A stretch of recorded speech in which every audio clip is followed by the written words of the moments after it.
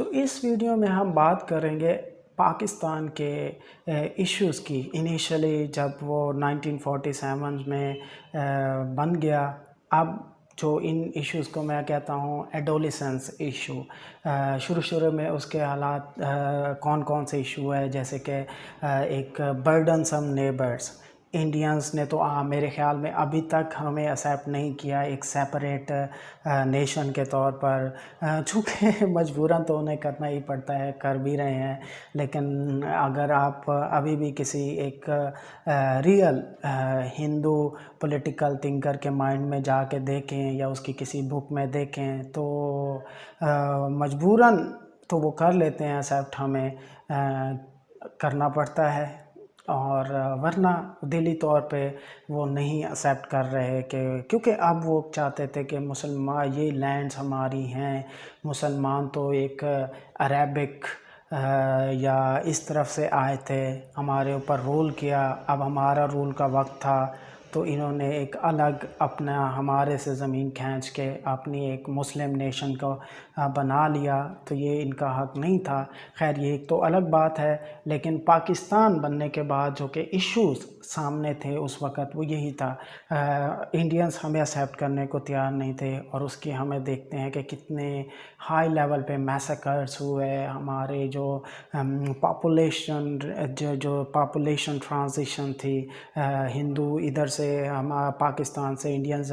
کی طرف جانے تھے، اور جو پاکستان انڈیا سے جو مسلمانوں نے ادھر آنا تھا، یہ مسئلہ ہو، یا پھر جو پرنسلی اسٹیٹ کی ڈویژن تھی کہ پرنسلی اسٹیٹ کی ایکسیشن کا ایشو ہو کہ پرنسلی اسٹیٹ نے کہاں پہ ایکسیشن، وہ بھی آپ کے سامنے ہے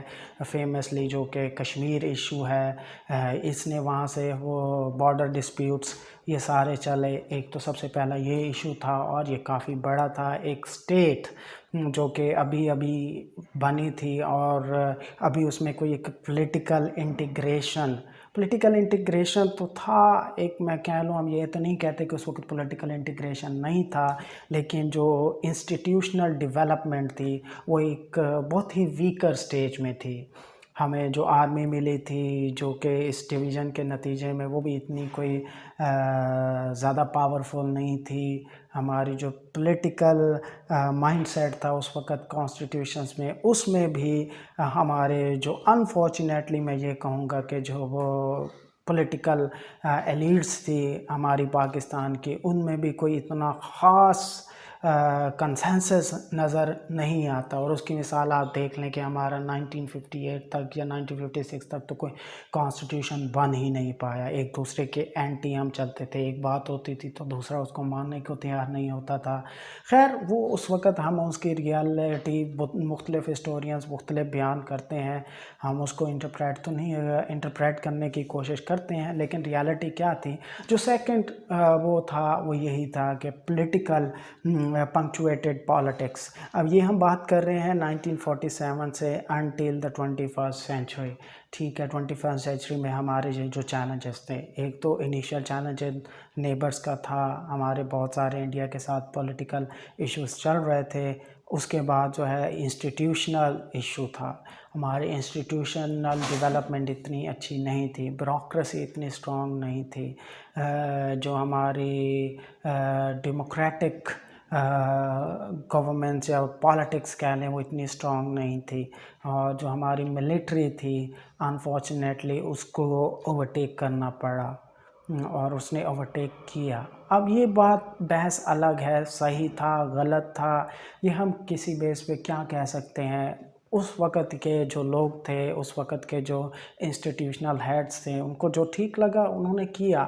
خیر ہم اس کو کرٹیسائز بھی کر سکتے ہیں، یا ہم اس کو کسی وے میں بھی ایکسپلین کر سکتے ہیں۔ بہرحال جو اس کا رزلٹ یہ ہوا کہ ایک جسے کہتے ہیں اسٹیبلشڈ ڈیموکریسی ہمارے ملک میں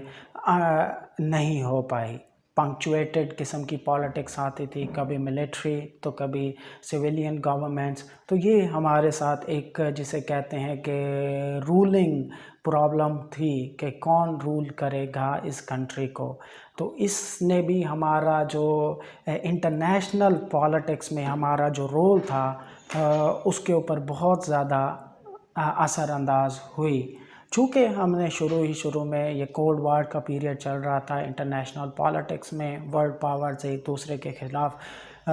سینہ بسینہ ہوئی کھڑی تھی، تان کے کھڑی تھیں ایک دوسرے کے ساتھ۔ سوویت یونین کی بات میں کر رہا ہوں اور امریکہ کی بات کر رہا ہوں، وہ ایک دوسرے کے خلاف ہو رہی تھی۔ چونکہ یورپ تو اس وقت جسے کہتے ہیں زخمی شیر کی طرح اب پڑا تھا ایک سائڈ پہ، اور اپنے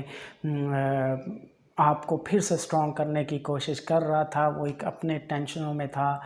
لیکن سپر پاورز کے بیچ میں اب دو ملک یہ جو ہوئے، اب سب کانٹیننٹ پہ اس کا اٹیک یہ ہوا کہ ہم بہت حد تک مینیپولیٹ ہوئے اس میں۔ چونکہ آپ کو پتہ ہے لیاقت علی خان صاحب نے امریکہ کی طرف، امریکن جو کیمپ تھا اس طرف چلے گئے، اور انڈینز جو تھے وہ رشینز کیمپ میں رہے، چونکہ انہوں نے ساتھ ساتھ نیوٹرالٹی کا بھی وہ اپنی نیوٹرالٹی کو بھی کہتے رہے کہ ہم نیوٹرل ہیں، لیکن نہیں، نیوٹرل تو نہیں کہیں گے، کہ وہ رشین سائٹس پہ تھے زیادہ تر، امریکنز ہماری سائڈ پہ۔ اور اس کا اب امریکنز کے ساتھ ہمارے تعلقات کیسے رہے، وہ خیر لو اور ہیٹرز کا جو ایک ریلیشن شپ رہا ہے، یہ شروع سے ہی ہمارا امریکہ سے رہا ہے اس کا پرابلم۔ انٹرنل ڈومیسٹک پالیٹکس کی اگر ہم بات کریں تو وہ یہی ہے کہ ایشوز بہت زیادہ تھے۔ پھر ان ایشوز میں ایک کمپاؤنڈ، جو ان ایشوز کو کمپاؤنڈ کیسے ہوئے، وہ تھا بنگال پارٹیشن۔ بنگال پارٹیشن کا آپ کو پتہ ہے کہ پاکستان اب فردر ڈویژن کا شکار ہو گیا، اور ایک بنگلہ دیش جو نیو نیشن کی، اب اس کی کیا وجوہات تھیں اب آپ کے سامنے ہے، آپ کو ہسٹری بک میں ملتا ہے کہ بنگلہ دیش ہم لوگوں سے کیوں الگ ہوا۔ کیا ہماری جو یہاں پہ ایسٹ پاکستان کی پالیٹکس تھی، انہوں نے ایک ایڈمنسٹریٹو فیزیبلٹی کے طور پہ اپنی کمزوریوں سے بنگلہ دیش کو الگ کر لیا۔ یہ ہم کچھ کہہ تو نہیں سکتے اس کے بارے میں، آپ کے سامنے ہی ہے کیوں ہوا، بہت ساری اسٹوری بک میں آپ کو اس کا جواب مل جائے گا۔ کیا مجیب الرحمن واقعی سیپریسٹ تھے، نہیں تھے؟ کیا ہماری اپنی غلطیوں کی، جو ایسٹ پاکستان یا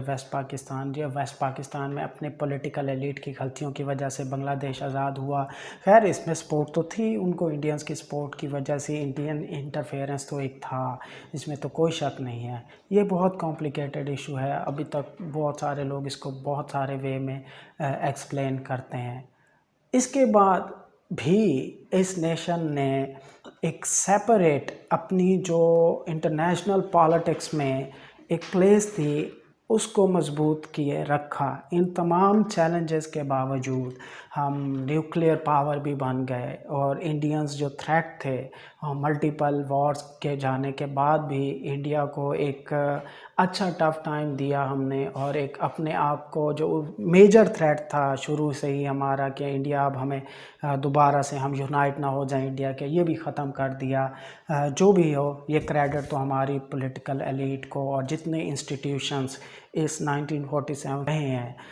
چاہے وہ جس طرح کا بھی ان کا بیہیویئر تھا، پاکستان کی ایک سٹیبلٹی کو انہوں نے قائم رکھا۔ البتہ ہم گرو نہیں کر پائے انٹرنیشنل پالیٹکس میں، ایک امپورٹنٹ پلیئر کے اوپر نہیں آ پائے۔ کچھ لوگ میری اس بات کو کرٹیسائز کر سکتے ہیں کہ ہم نے چونکہ ایک الائی تھے ہم یونائٹڈ اسٹیٹس کے، تو ہم ایک اچھے ایک امپورٹنٹ انٹرنیشنل ایکٹرز تھے، لیکن ہم اب 21 سینچری میں اپنی ایک الگ سیپریٹ انٹرنیشنل پالیٹکس میں، گلوبل پالیٹکس میں انفلوئنس کی بات کریں تو آپ کے سامنے ہم کہاں لائے کرتے ہیں۔ ہمارا کوئی اتنا خاص رول تو انٹرنیشنل پالیٹکس کے اندر رہا نہیں ہے، چند ایک ایشوز کے علاوہ، جیسے افغانستان اور ان ایشوز کے علاوہ، یا سوویت کا جو افغانستان میں انویژن ہوئی تھی ان کے علاوہ۔ البتہ کنکلوڈنگ کمنٹ میں یہی کہوں گا کہ